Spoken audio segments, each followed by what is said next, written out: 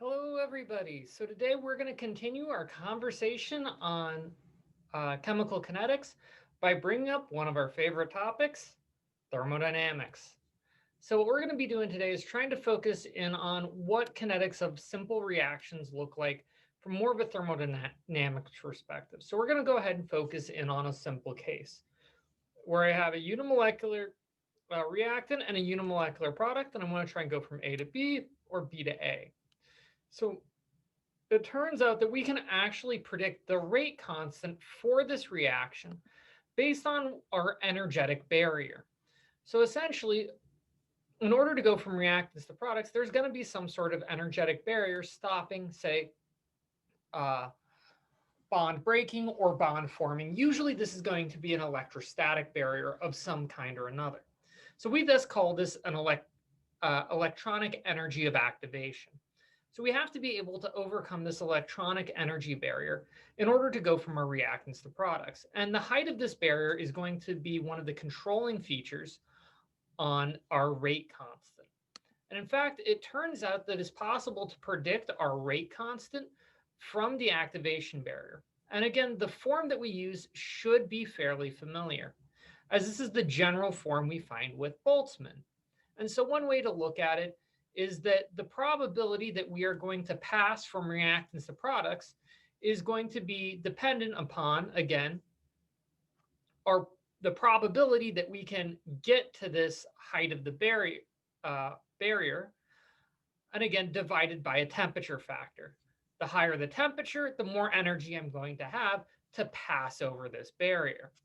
And so this equational form is called the Arrhenius equation. And so again, it's more or less just a special case of our Boltzmann form, with again, focus here on the electronic energy and what's called the Arrhenius parameter. So it turns out that every single reaction is going to have a slightly different path. And so you can imagine this Arrhenius parameter is going to be highly dependent upon, say, the shape of this barrier. It often will be, say, uh, a much larger, leading to much larger rates if I have a thinner barrier, which is going to be easier to get up.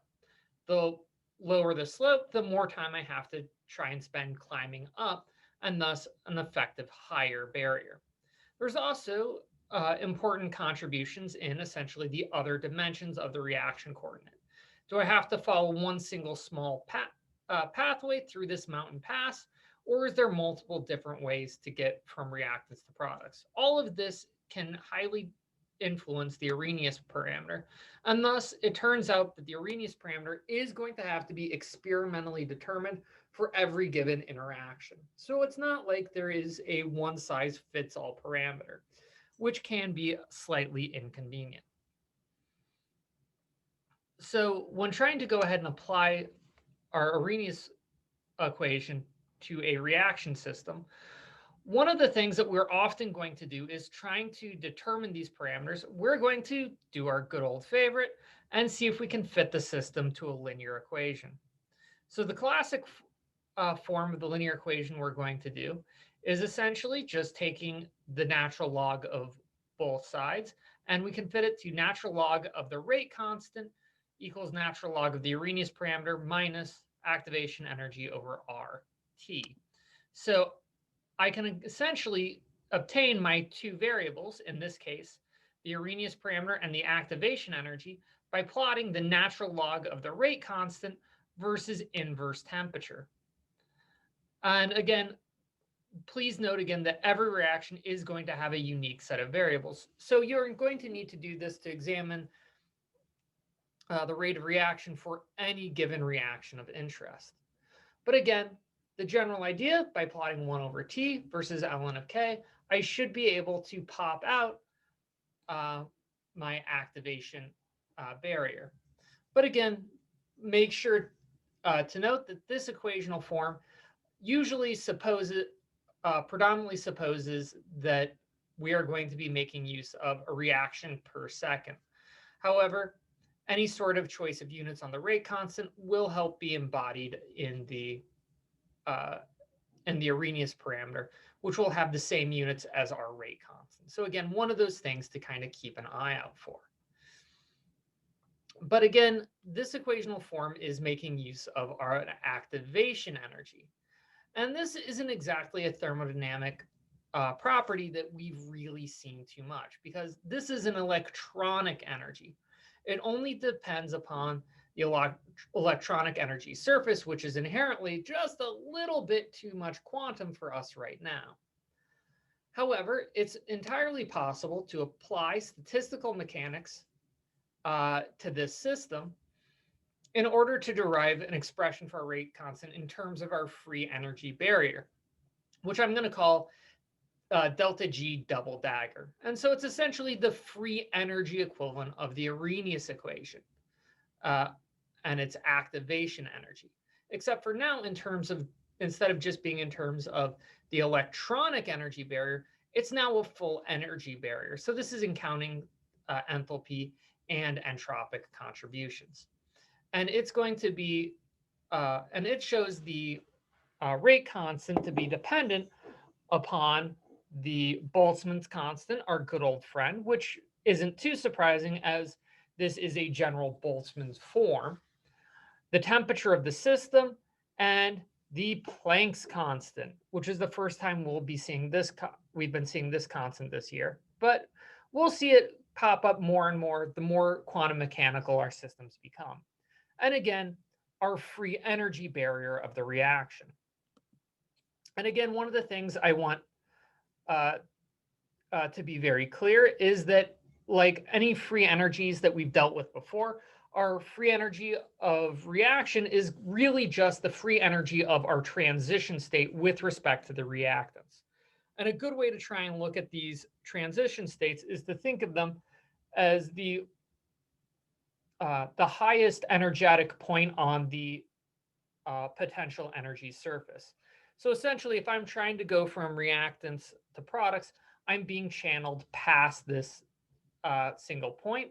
And again, what matters is less the arbitrary free energy point, but more the difference of where I started to where I have to get to. And one of the other things that I really want to go ahead and point out here is going to be the units on this fun little prefactor of Boltzmann's, temperature, and Planck's. Because it turns out when you actually run the units for these three variables, it turns out that they provide units of per second. So the reason why we have units of per second here is because you may notice those are the same units of a first order rate constant. So intrinsically, what we are doing is we're assuming that all of our reactants are part of one single pre-reactive system. So as a result, any sort of rate constant determined from the Eyring equation is going to have to be first order in nature, as it's going to neglect any energy of the reactants themselves coming together. It's assuming them as one collective unit. However, it is possible to essentially use this rate constant to essentially emulate first order or pseudo first order rate kinetics. So this can be a useful construct nonetheless. And again, using this, we can essentially develop a pseudo first order rate constant for progression of reactants to products, which will then help us describe the real reaction rate of the system. However, one of the things that is also fairly useful to do is to try and break our Eyring equation down into thermodynamic components that we may be a little bit more familiar with. So our classic choice here is trying to break it into the enthalpy and entropy of activation. And doing this, I can substitute in my equation for the free energy of activation into the Eyring equation. And so now we are break the term into a exponential expression into a negative delta H over RT and a positive entropy over R, where essentially, if you notice here, the negative signs and the two temperature terms should end up canceling out. However, this becomes a rather long exponential expression. So using our good old exponential rules, we can also break this up into the product of two smaller exponential groups. So again, from here, we can predict the rate constant based on a temperature dependent term, a enthalpy dependent term and an entropy dependent term. Now, because sometimes it's more useful to deal with equations that do not show exponential behavior, one classic choice is to remove the temperature dependency over to the left-hand side, leaving together just a set of constants out front, and then taking the natural log of everything to get rid of those exponents. This reduces the system into a natural log of a rate constant over temperature, a natural log of two constants, an enthalpy dependent term, and an entropy dependent term. And one of the reasons why we specifically like making use of this form is that you may notice that this has a general linear relationship sort of form, where our major unknown here is going to be the temperature dependence. So it's possible that you can measure your rate constant at multiple different temperatures in order to be able to extract out information about the enthalpy and entropy of activation. So in this case, we're going to plot natural log of the rate constant over T versus inverse temperature, and essentially measure how our rate constant changes with temperature. And doing this, we're able to essentially obtain the enthalpy of the transition state, again, with respect to our reactants, from the slope of the equation, as the slope should be negative delta H over R, while our intercept is going to be these last two terms, and is going to provide us information about the entropy of the transition state, as well as embodying these two constants. However, one of the things that is important to note is please make sure when you do this that you're making use of your rate constant in a per second notation. Otherwise, any unit conversion will actually also be embedded in this intercept and can throw off any potential measurement values. So because of this sort of subject to units and other choices, it's not uncommon for the enthalpy of activation from an Eyring plot to be fairly accurate, while as there may often be severe inaccuracy coming from the entropy. Now let's go ahead and try and examine a little bit more about what these components really kind of mean. And so you can actually get some of this meaning by looking at the potential energy surface. So if I have a reaction, really what I'm trying to do is I'm trying to start from a reactant pool and go to a product. And this is often going to be involved in some sort of bond forming, which we're showing here as the distance of atoms A and B decreases, and a bond breaking, as we're demonstrating with distances of bonds B and C elongating. And so when you do this, you often reach some crucial point where I've reached this high point in the transition state. So really what I'm seeing when I'm looking at the enthalpy of activation is essentially the height of this barrier. So this differs slightly from the electronic energy due to a couple of quantum mechanical features involving vibrations that we'll talk a little bit more about next semester. However, one of the other important components is that the difficulty to pass this barrier is also going to be highly dependent on whether I have to stick strictly to this lowest energy path, or are there enough energy states tightly enough packed that I can say, sneak a little bit to the side, cut a corner.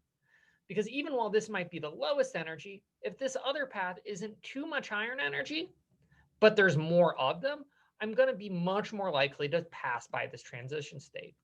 And it turns out this is pretty much kind of the definition of our entropy of activation.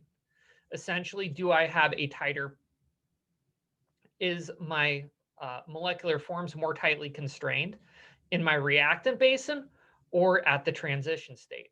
If I have more places I can be in the reactant than at the transition state, this will tend to be unfavored. However, if I have a fairly wide reaction path, we'd expect to find a very positive entropy of activation. So again, these are one of the things you should keep an eye out for. And again, what we're seeing here is generally a low energy barrier is going low energy barrier with a wide reaction pathway is going to tend to be the most favorable. However, I also want to tend to look a little bit more at each of these components independently. So one of the first things I want to kind of emphasize is that at higher temperatures, what I've done is I've essentially given the system more, the system in the reactant state is more likely to be found at higher and higher points, as we've seen before with Boltzmann. The more energy I have, the more likely I am to occupy an elevated electronic state. And as I'm occupying these higher electronic states, it's going to make it much easier for me to pass by this saddle point demonstrated by the transition state. So this is one of the reasons why we'll tend to see at higher temperatures, I'm reducing the effective barrier of reaction and making it easier to pass through, and thus tend to have a higher rate constant. Similarly, at these higher temperatures, our molecules are also going to collide more frequently, and they're going to have more energy to kind of pass through the system, which is really where this temperature expression of the prefactor has. Whereas the temperature dependence on the enthalpy tells me how likely I am to be up here.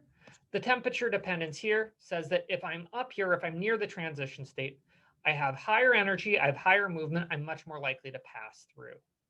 So as a net result, one of the things that we tend to see is that typically when you increase the temperature of a reaction by, say, approximately 10 kcals, we tend to see an approximate doubling of the rate. Now, this is very dependent on the individual system you're examining, and is going to be highly dependent upon the enthalpy of activation, but it's a good general rule of thumb. You increase the temperature by 10 degrees, you tend to see a doubling of reaction rate, which can be very important to think about when you're thinking about the speeds of reaction. And it's one of the reasons why in the real world, industrial chemists love to get their systems up to high heat, because then everything goes faster. That's also the reason they love catalysts, because that reduces the effective energy barrier.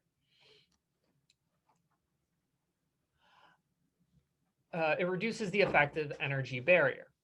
However, it's also one of the reasons why biological systems love to also operate at high temperatures. Why, say, warm-blooded animals are so favored, because at higher temperatures, all of our metabolic activity goes so much faster. However, in biological systems, we also have to watch out for unwanted biological activity to go so much faster, mostly degradation. This is why a fever can be painful, because you're actually going to help drive forward the reactions of decomposition of important amino acids and other protein groups. However, all of this has been strictly assuming that a reaction is proceeding unidirectionally from my reactant to my product. And most importantly, another important approximation of the Arrhenius equation is once I get to this point C, this transition state, I will automatically pass through to the other side. However, in reality, the reactions do tend to go in reverse. So you can actually apply the Arrhenius equation to the reverse reaction as well to see how the system moves forwards and backwards. So again, our forward reaction is going to be dependent on the free energy of activation for the forward direction. And the reverse reaction is going to have a rate constant of the same general form, but dependent on the free energy barrier of the reverse direction. And again, these two energy barriers are going to differ by essentially the free energy of activation. Essentially, my transition state hasn't moved, but the minima that I start from has. So what we can do is try and use this to determine our equilibrium constant with the same equation we derived last time, where our rate constant for the forward direction divided by the reverse direction is going to essentially give me my equilibrium constant. Well, we can go ahead and plug in our two rate constants of forward and back and reverse directions, and then essentially just take the ratio of these two forms. Now, when we do that, you may notice that all of the prefactor terms, so the Boltzmanns, the temperatures, and the Plancks will all go ahead and disappear. And then all I'm going to be left with is essentially in the exponential form, the the forward reaction minus the reverse reaction for their with respect to their free energies of activation. Well, it turns out that we've already established what the difference of the forward and reverse reaction is. It's simply the Gibbs free energy of reaction. So it turns out that it's possible that we've essentially reconfirmed our thermodynamic definition of equilibrium. That our equilibrium is simply going to be the difference in between the free energy of our initial and final states. And one of the reasons why we've come to equilibrium is because we've more or less reached the point at which the forward reaction and the reverse reaction have countered each other out. And I have just as much material moving forward as I do backwards, and thus we've brought the system to full equilibrium. And again, this is all dictated simply by the difficulty of passing by my initial transition state. So if we're able to determine our energy of this transition state with regard to the products and reactant energy, we can actually learn a lot about the behavior of the system. So hopefully this helps. And next time, we're going to be trying to use some of this knowledge to build up descriptions of the kinetics of full reaction mechanisms, where I'm not just dealing with a simple elementary system or forward and reverse reaction. So until then, take care.